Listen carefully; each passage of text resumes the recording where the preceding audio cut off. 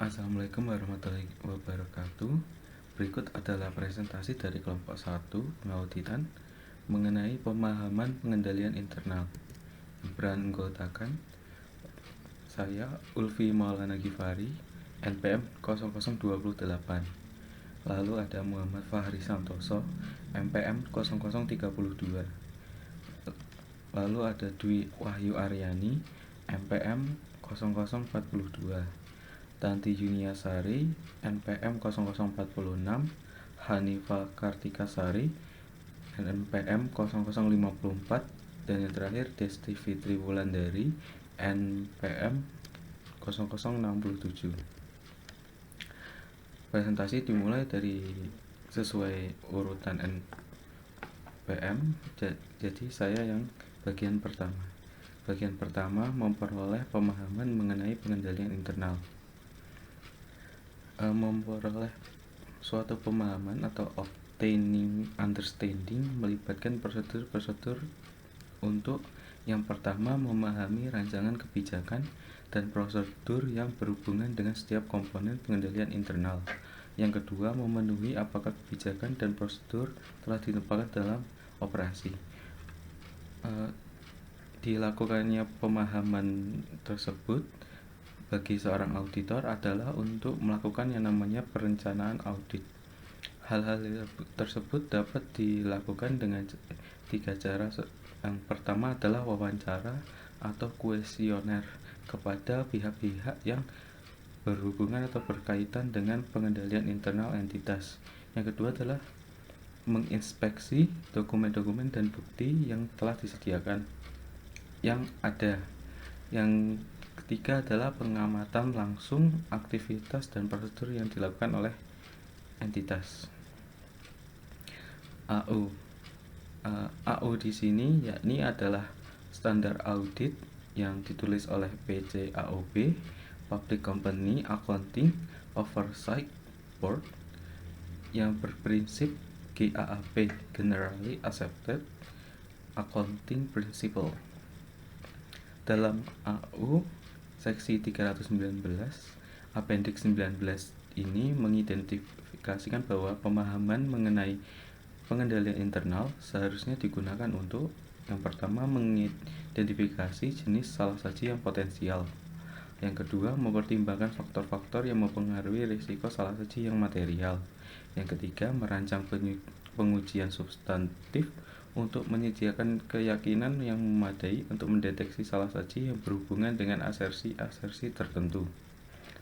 Selanjutnya adalah dampak strategi audit pendahuluan. Pada AU Standar Audit Seksi 319 Appendix 23 menyarankan beberapa faktor yang harus dipertimbangkan dalam mencapai suatu pertimbangan mengenai tingkat pemahaman yang diperlukan sebagai berikut. Yang pertama adalah pengetahuan auditor mengenai klien dari audit yang terdahulu. Audit yang sebelum menerima yang klien ini, bisa waktu sebelum ini adalah audit yang berbeda. Yang kedua adalah penilaian pendahuluan mengenai risiko bawaan dan materialitas. Yang ketiga, suatu pemahaman mengenai industri di mana entitas beroperasi. Yang terakhir adalah kompleksitasnya serta kecanggihan sistem dan operasi entitas, termasuk apakah metode pemrosesan informasi didasarkan pada prosedur manual independen dari komputer atau sangat tergantung pada pengendalian komputer. Yang selanjutnya akan dibacakan oleh teman saya Muhammad Fahri Santoso. Ini akan melanjutkan penjelasan mengenai D, yaitu memahami aktivitas pengendalian. Menurut AU 319 menunjukkan bahwa auditor harus memperoleh suatu pemahaman mengenai aktivitas pengendalian yang relevan dengan perencanaan audit. Dalam memperoleh suatu pemahaman mengenai lingkungan pengendalian, penilaian risiko, informasi, dan komunikasi, maupun komponen pemantauan dari pengendalian internal. Auditor secara tidak langsung memperoleh pengetahuan mengenai beberapa aktivitas pengendalian. Tingkat pemahaman ini mungkin penilaian risiko, informasi dan komunikasi, maupun komponen pemantauan dari pengendalian internal. Auditor secara tidak langsung akan memperoleh pengetahuan mengenai beberapa aktivitas pengendalian. Tingkat pemahaman ini mungkin mencakupi untuk tujuan perencanaan audit untuk asersi di mana auditor memutuskan memilih salah dari beberapa pendekatan substantif utama ketika auditor merencanakan pendekatan utama. Tambahan pengetahuan mengenai prosedur pengendalian tidak diperlukan untuk mengidentifikasi faktor-faktor yang mempengaruhi risiko salah saji, menilai risiko secara saji, dan merancang pengujian substantif. Memahami pemantauan. Menurut AU 319.39 adalah penting untuk memahami jenis aktivitas yang digunakan oleh entitas, manajemen puncak, manajemen akuntansi, dan auditor internal untuk memantau efektivitas pengendalian intern dan memenuhi tujuan pelaporan keuangan. Informasi yang diperoleh dari prosedur pemantauan yang dilaksanakan oleh auditor internal dapat berguna secara khusus bagi auditor eksternal. Auditor eksternal tidak diwajibkan untuk menguji pekerjaan auditor internal yang berkenan dengan memperoleh suatu pemahaman, tetapi ia dapat memilih untuk melaksanakan audit tersebut. Akan tetapi, memperoleh pemahaman harus mencakup pengajuan pertanyaan kepada manajemen dan personel auditor internal yang sesuai berkenaan dengan hal-hal seperti: yang pertama, keberadaan karyawan internal audit dalam suatu entitas. 2. Aktivitasnya. 3.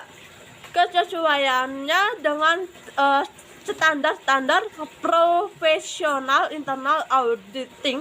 Dan 4. Sifat, waktu, serta luas pekerjaannya. Prosedur untuk memperoleh suatu pemahaman. Menurut AU 391.41 menyarankan agar prosedur untuk memperoleh suatu pemahaman yang diantaranya dari: yang pertama, review pengalaman masa lalu dengan klien. 2. Mengajukan pertanyaan kepada manajemen, pengawas, dan staf yang tepat. Yang ketiga, memeriksa dokumen dan catatan. Yang keempat, mengamati aktivitas dan operasi entitas. Sifat dan luas prosedur yang dilaksanakan secara umum bervariasi dari entitas ke entitas yang dipengaruhi oleh ukuran dan kompleksitas entitas, pengalaman masa lalu auditor dengan entitas, sifat pengendalian tertentu, serta sifat dari pendokumentasian. Jika auditor memiliki pengalaman masa lalu dengan klien, maka kertas kerja tahun lalu harus berisi sejumlah besar informasi yang relevan dengan audit tahun berjalan. Yang slide selanjutnya yaitu memahami komponen pengendalian intern. Yang pertama, memahami lingkungan pengendalian. AU 319.26 menyatakan bahwa auditor harus memperoleh pengetahuan mengenai lingkungan pengendalian yang mencukupi untuk memahami sikap dan tindakan manajemen serta dewan direksi berkenaan dengan lingkungan pengendalian dengan mempertimbangkan AIK substansi pengendalian maupun dampak kolektif mereka pada pengendalian lain. Yang kedua yaitu memahami penilaian risiko. AU 319.30 menyatakan bahwa auditor harus menentukan bagaimana manajemen mengidentifikasi risiko yang relevan terhadap penyajian laporan keuangan yang wajar. Kepedulian mengenai bagaimana ia menilai signifikan dan risiko tersebut dan bagaimana ia memutuskan aktivitas pengendalian atau tindakan lain berkenaan dengan risiko tersebut. Secara khusus, auditor harus waspada terhadap pemahaman manajemen mengenai risiko teknologi informasi dan respon terhadap risiko tersebut. Yang slide selanjutnya yaitu memahami informasi dan komunikasi. AU 319.36 mengidentifikasikan bahwa auditor harus memperoleh pengetahuan yang mencukupi mengenai sistem informasi yang relevan dengan pelaporan keuangan untuk memahami yang pertama yaitu golongan transaksi dalam operasi entitas yang signifikan terhadap laporan keuangan. Yang kedua yaitu bagaimana transaksi-transaksi tersebut dimulai. Yang ketiga, catatan akuntansi, dokumen pendukung, dan akun-akun spesifik dalam laporan keuangan yang terlibat dalam pemrosesan dan pelaporan transaksi. Yang keempat, pemrosesan akuntansi yang terlibat dalam pengerjaan transaksi hingga pemasukan dalam laporan keuangan, termasuk cara elektronik seperti pertukaran data elektronik dan komputer yang digunakan untuk mengirimkan, memproses, dan memelihara serta mengakses informasi. Yang terakhir yaitu proses pelaporan keuangan yang digunakan untuk menyusun laporan keuangan entitas, termasuk estimasi dan pengungkapan akuntansi yang signifikan.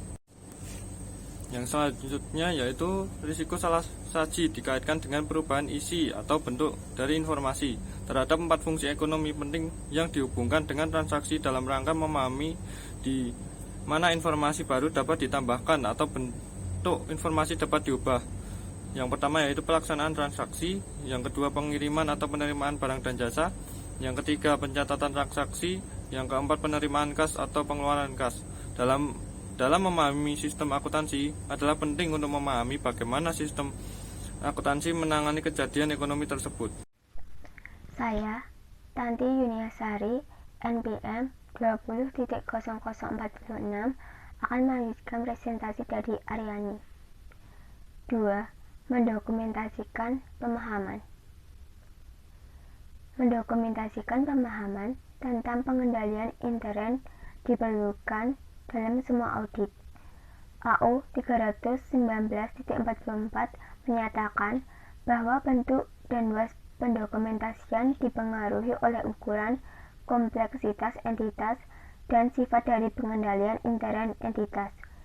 Pendokumentasian dalam kertas kerja dapat berupa kuesioner yang lengkap, bagan arus, tabel keputusan, dan memorandum naratif.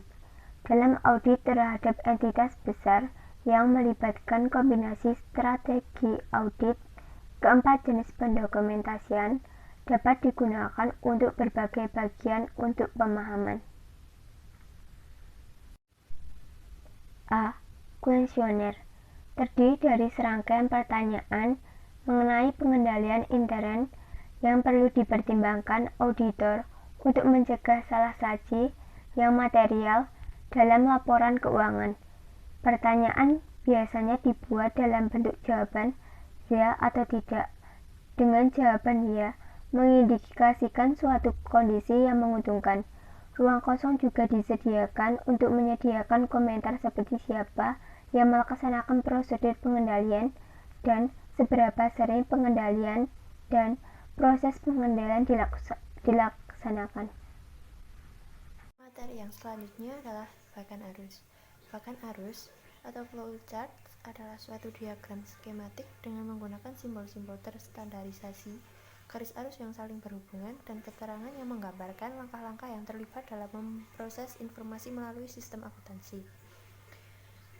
Suatu tinjauan bagan arus yang luas hanya terdiri beberapa simbol dapat dibuat untuk sistem akuntansi secara keseluruhan atau untuk siklus transaksi tertentu seperti siklus pendapatan. Banyak bagan arus yang ditunjukkan dalam buku ini dirancang untuk bekerja dengan suatu uraian naratif yang menggambarkan pengendalian dalam detail tambahan. Bagian arus tersebut menunjukkan alur transaksi dan mulainya transaksi hingga pengikhtisaran dalam buku besar umum yang mendukung laporan keuangan. Fungsi-fungsi penting yang dimasukkan ke dalam bagan arus, kemudian pendokumentasian jejak audit, lalu laporan penting yang diproduksi oleh sistem akuntansi, dan yang terakhir program dan arsip komputer di mana informasi disimpan. Setelah bahkan aku diperoleh dari klien atau disusun oleh auditor, banyak auditor melaksanakan walk-through transaksi atau untuk akurasi dan kelengkapan transaksi. Salah satu keuntungan dari bahkan arus adalah bahwa bahkan arus mudah untuk dibaca dan dipahami. Saya Desti Fitri Wulandari, NPM 20.0102.0067, akan melanjutkan pemaparan materi. Yang selanjutnya, 3. Tabel keputusan. Tabel keputusan adalah sebuah matriks yang digunakan untuk mendokumentasikan logika dari suatu program komputer. Tabel keputusan ini biasanya memiliki 3 komponen penting.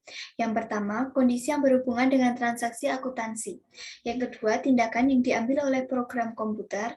Dan yang ketiga, peraturan keputusan yang digunakan untuk mengatasi kondisi dengan tindakan selanjutnya.